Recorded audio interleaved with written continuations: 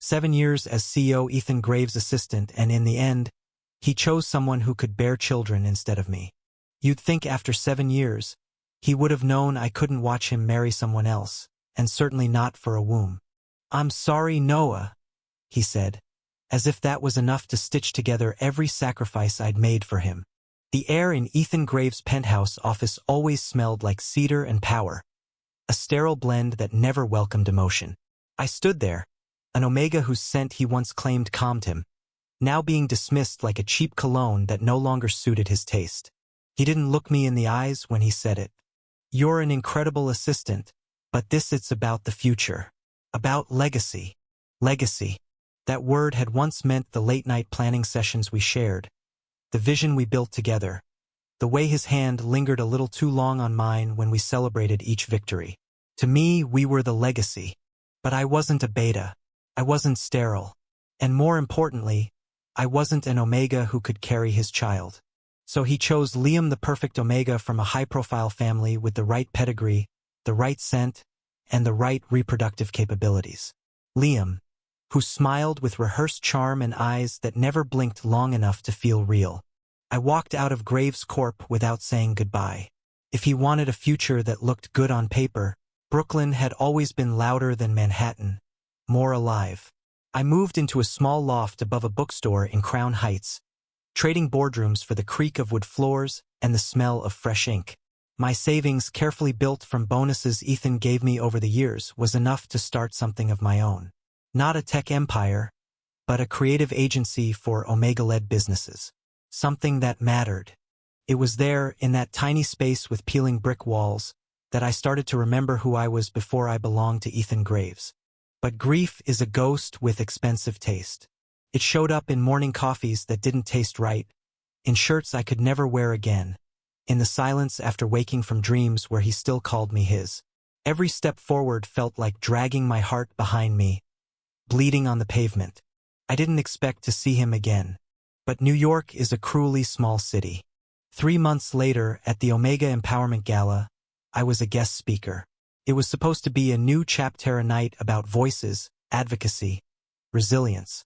I didn't know Ethan Graves had become a corporate sponsor until I saw him across the ballroom, standing beside Liam, whose hand rested protectively over a not yet visible bump. Ethan looked older, wearier. Or maybe I just never looked at him as someone outside my orbit before. Our eyes met like war zones meeting on neutral ground. He came to me during the intermission. I expected the usual pleasantries, a handshake, a polite nod. But he asked, "Can we talk?" I didn't answer. He followed me outside to the terrace. Snow clung to the edges of the railing, a reminder that winter was always coming no matter how long the autumn lingered. "I made a mistake," he said. The words hung between us like frost on breath. "I thought I could separate love from obligation," he continued. "Thought I had to choose between a family and you. But I never once asked what you wanted, or what I truly needed." "Too late," I said. My voice didn't shake, even though my heart did. "I still love you. Then why did you break me for someone who could give you what I couldn't?" His eyes closed like that question cost him oxygen. "I thought legacy meant passing on my name. Now I wonder if it ever meant anything without you in it." Behind us, the ballroom pulsed with warmth and music and money. Out here it was just the truth, shivering in the dark. The tabloids exploded 3 weeks later. Liam Hawthorne and CEO Ethan Graves call off engagement. There were rumors Liam had cheated. The pregnancy was a PR stunt. Ethan had a breakdown. None of them got it right. What happened was simpler and more painful. Liam wanted the life Ethan thought he needed, not the one he wanted.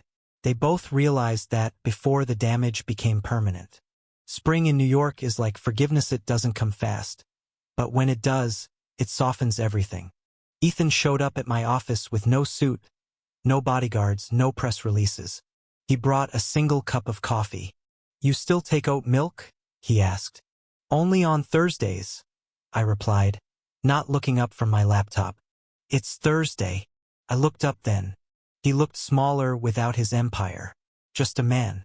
Just Ethan. He handed me the cup. "I don't have all the answers, But I know I don't want to build anything without you. And if I can't give you children? He stepped closer, his voice low. Then we build something else. Something real. We didn't rush. Love after ruin takes patience. Takes choosing each other every day, not out of need, but belief. Belief that legacy isn't just blood, it's impact, memory, meaning. Ethan sold off part of Graves Corp to fund an Omega scholarship program. I expanded my agency. We partnered on community projects. Quietly, privately, we built a life that didn't look perfect on paper but felt right in the soul. 7 years I was his assistant. But now I'm his partner. And this time he chose me. Not for what I could give him but for who I am. Thank you for listening. If you find it interesting, please like and subscribe to follow the next stories.